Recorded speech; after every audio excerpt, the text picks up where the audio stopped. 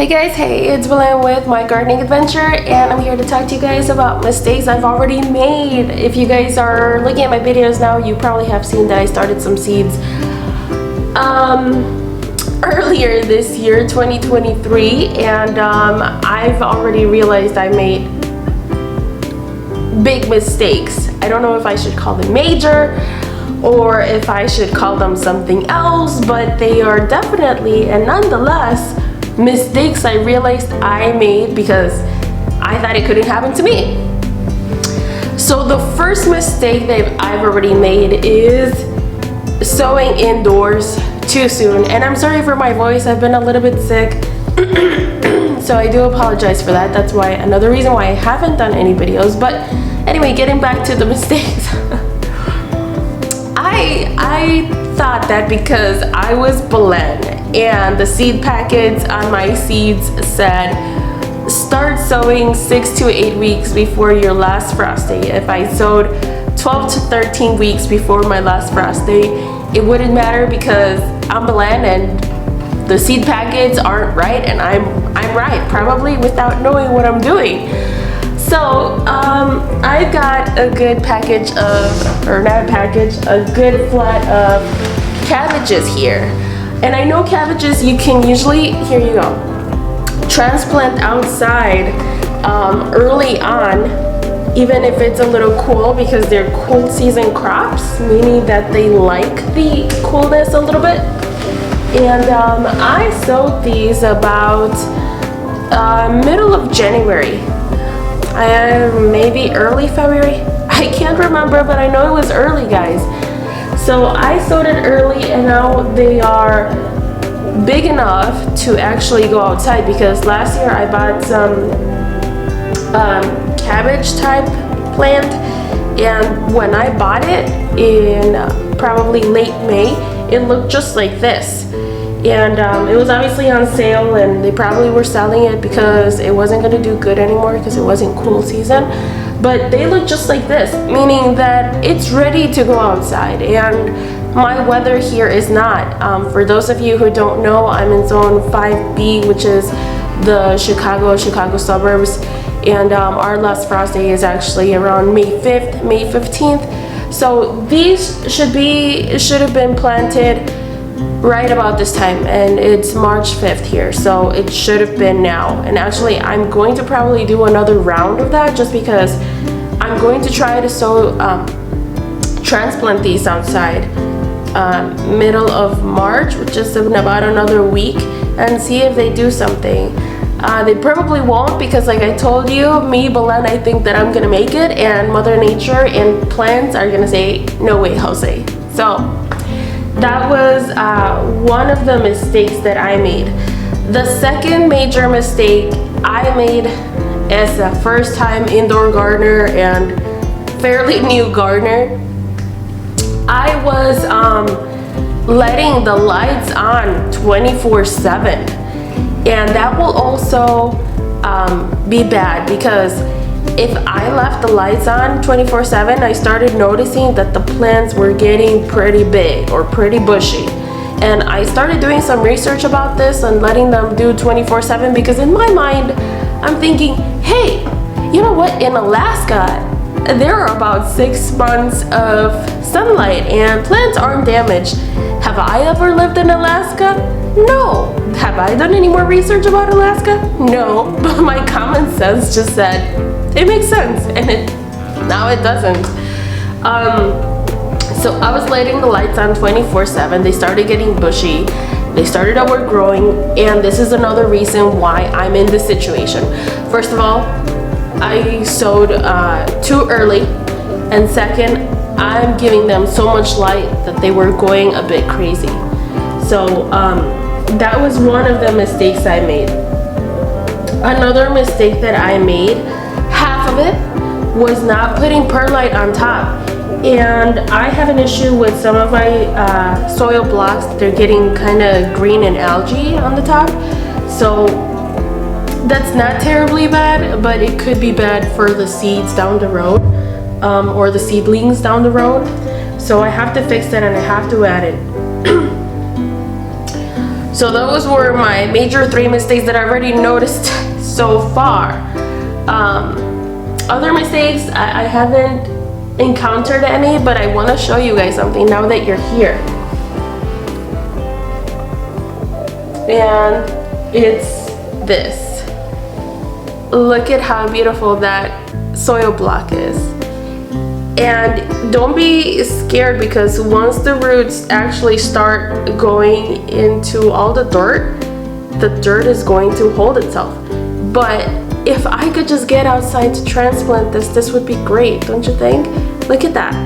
This is why I actually loved soil blocking so much, because it just stays like that. You can move it. It stays all together, and it's just about enough of the right soil that you need.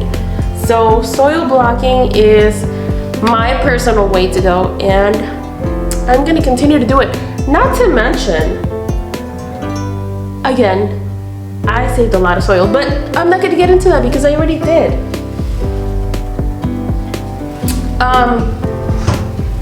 Good morning, it's like 5:40 something over here, FYI.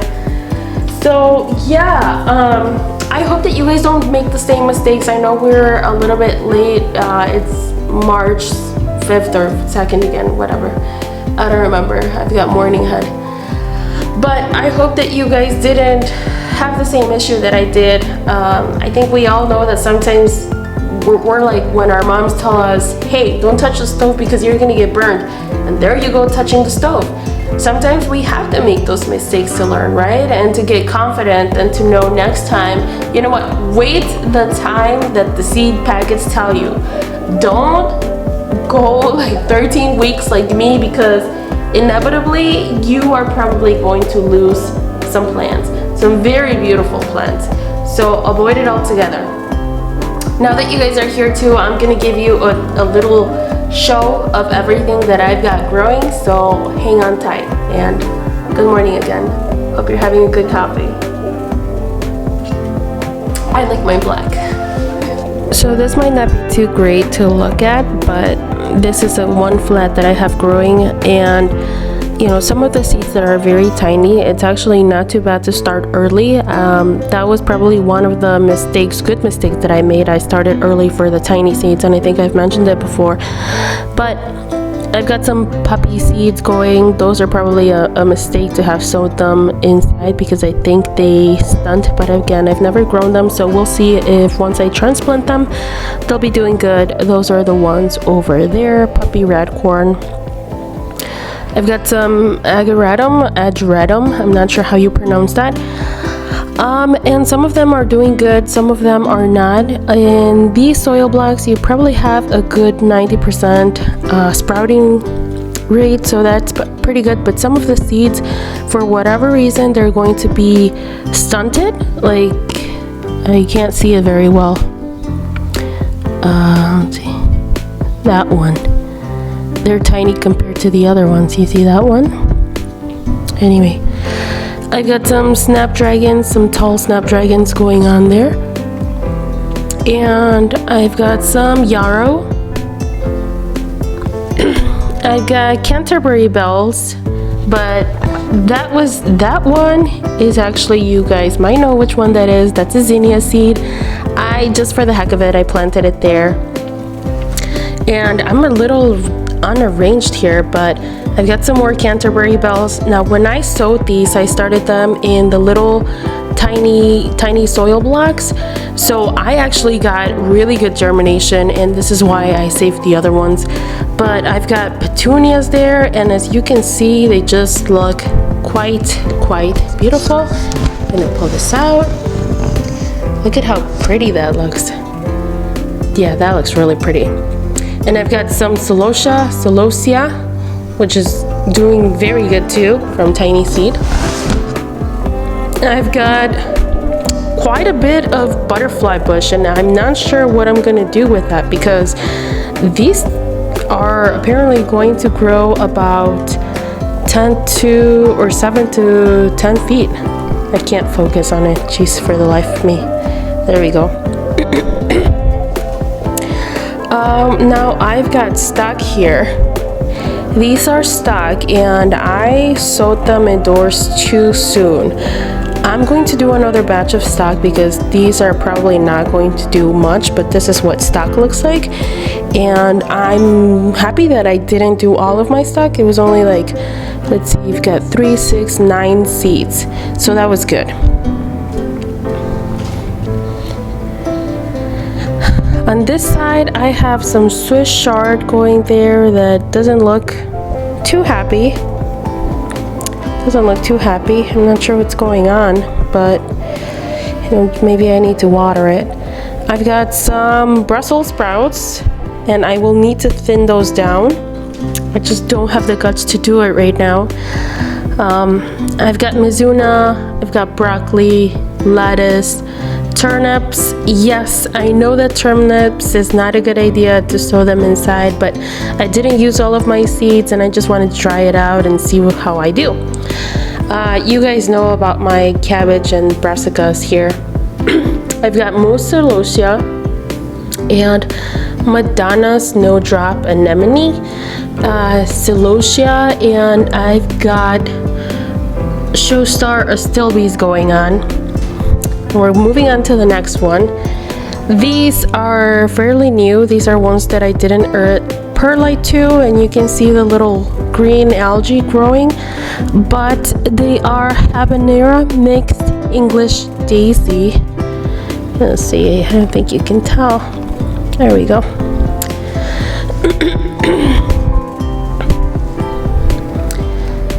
I've got foxglove. Can't see. Gosh, terrible camera. I need a new camera. So foxglove there. I've got leeks.